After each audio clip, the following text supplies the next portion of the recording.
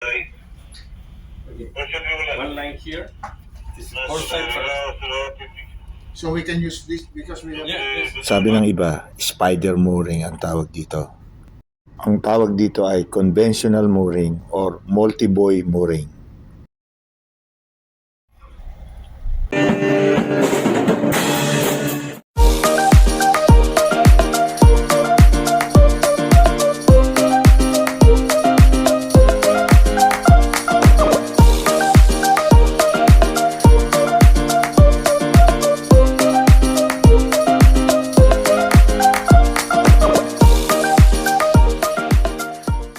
.095.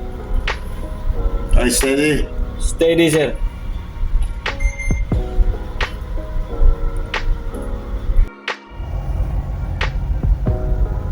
Medyo malamig-lamig na konti dito sa Chile. Dalawang piloto nag-onboard nung dumating kami sa Quintero, Chile. Sa pagmuring ng conventional mooring, meron kaming dalawang pilot. Gumagamit kami ng dalawang angkla, dalawang wire galing sa shore, dalawang tugboats, at 9 na lubid na itatali sa mooring buoy. Tiga please. Please. After pilot exchange namin, tinawag ko yung dalawa kong opisyal para explain kung paano ang pagtali. Dito pa muna tayo sa kubor. Good. Gamitin mo itong astern. Yan, harap mo pa na ito. Yan. Yan.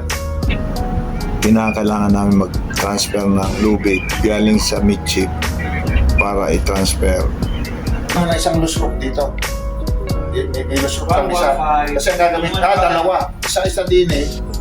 At isa din eh. Loose rope.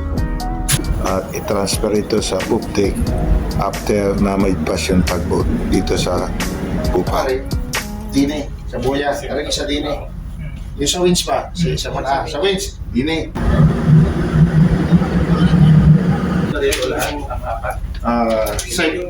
Ito na nakuha mo. So, di ba tatanggalin ito? Sa forward or forecastle deck, magtatanggal din ang lubid sa port and starboard winches para doon ikabit o ilagay ang dalawang wire na galing sa shore. Ang nangyayari natin ito. Sasabihin naman niya kung bibirahin kasi for shackle, let go for starboard anchor, for shackle.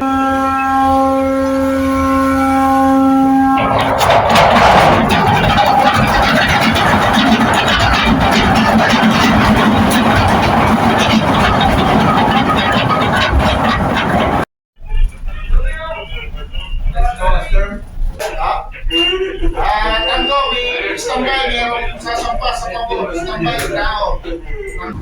May dalawang tugboat na nag-a-assist forward and up habang nagmamanibrada at umaakla ang barko. May mga times na nagmamadali ang piloto pero kailangan ng proper coordination at priority pa rin ang safety ng mga tao sa ganitong manebrada. Sa experience ko, mas iwas disgrasya ang mga tao sa lubid kung opisyal ay hindi tutulong at nakafocus siya sa safety ng kanyang sarili, safety ng mga tao niya at sa safety ng sa shore side ng mga tao at iba pa. Then standby. Okay. Napaka-importante ng proper communication ng officer, ni bosun at mga tao sa proa during anchoring.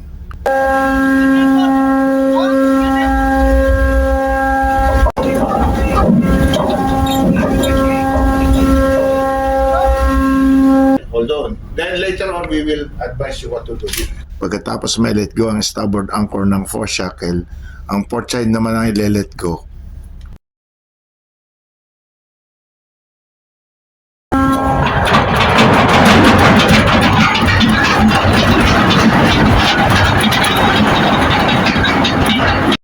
At i-adjust na lang ang starboard anchor at port anchor hanggang sa makatali ang poop deck sa mooring buoy.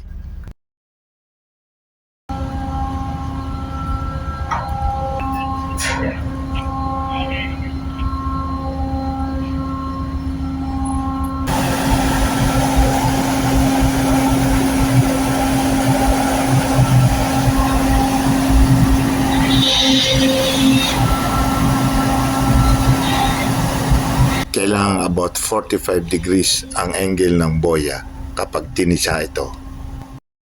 Pagkatapos maka-anchor, ilalagay ikakabit naman ang shore wire port and starboard na galing sa shore sa port and starboard winch.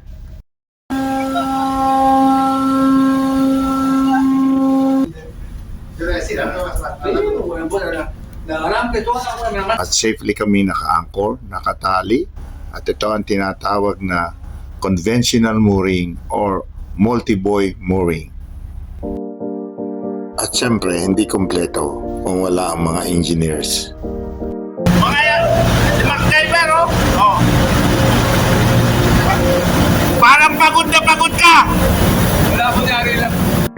Maraming salamat sa inyo suporta at panonood mga kadimalupig. Ingat po tayo palagi at mabuhay.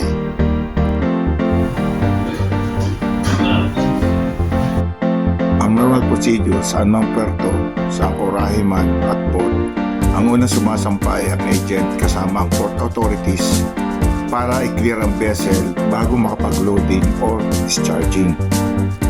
Ito ang tinatawag na free prating granted.